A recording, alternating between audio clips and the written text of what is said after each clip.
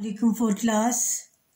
अपनी social study की books खोलें, जहाँ पर हमने छोड़ा था वहीं से स्टार्ट करते हैं। पेज नंबर 78 तक हमने पढ़ा था possible results of peace and conflict. इसमें हमने पीस के रिजल्ट पढ़ लिए थे और इसके कॉन्फ्लिक्ट के हमने 2 पढ़े थे, 2 पॉइंट। अब पेज नंबर 79 से हमने पढ़ना है। ऊपर देखिए, ब्लड शेड यानी खून रेजी। If the conflicts are between 2 families or tribes, they cause bloodshed. There are many examples of this type of conflict in our society in which a family or tribe murders the people of other family or tribe. Afterwards, a long trail of prosecution starts.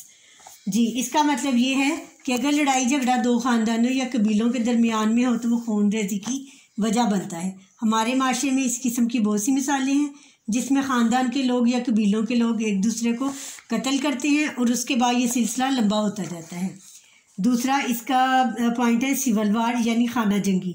If the conflict is between 2 groups of a society they cause civil war. For example, in many countries 2 groups of a country fight against each other. खाना जंगी कहते हैं एक मुल्क में जब 2 या माशरे में 2 ग्रुपों या 2 ग्रोह होते हैं, ग्रुप्स जो होते हैं उनमें आपस में लड़ाई हो जाती है। मिसाल के तौर पर मुख्तलिफ मुल्कों में, बहुत से मुल्कों में 2 ग्रुपों की लड़ाई जो होती है वो हो जाती है और उसको सिविल वार कहते हैं। कॉज ऑफ रेवोल्यूशन यानी इनकलाब की वजह, इनकलाब कहते हैं तब्दीली को।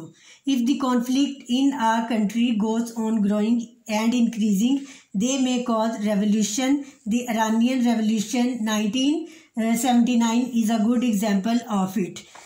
इनकलाब की वजह, अगर मुल्क में लड़ाई झगड़ा ज़्यादा होता जाए तो वो इनकलाब की शक्ल इख्तियार कर लेता है। 1979 में ईरान का जो इनकलाब था इसकी बेहतरीन मिसाल है। आगे है वॉर यानी जंग। If the conflict is between 2 countries, it may cause war. Its example is Kashmir issue.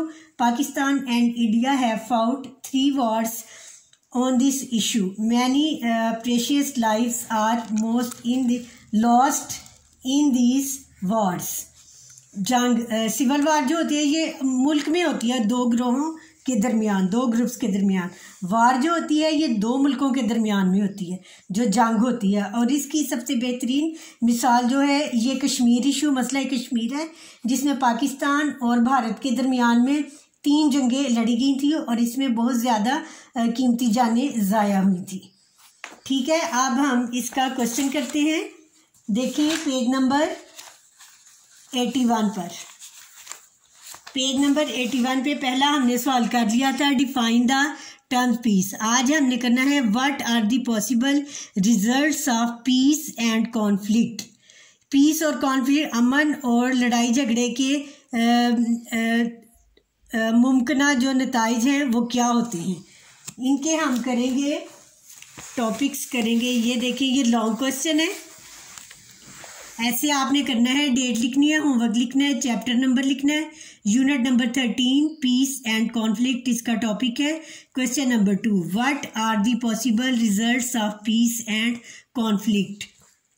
Answer देखें, some possible results of peace are attraction to investors, respectable status, helpful to democracy, opportunity to flourish. Flourish में हमने 2 का आपने ओ भी लिखना है, ठीक है, टू फ्लोरिश। ये है पीस के आपने टॉपिक लिखने हैं points. Some possible results of conflict are mental stress, destability, bloodshed, civil war, cause of revolution, war.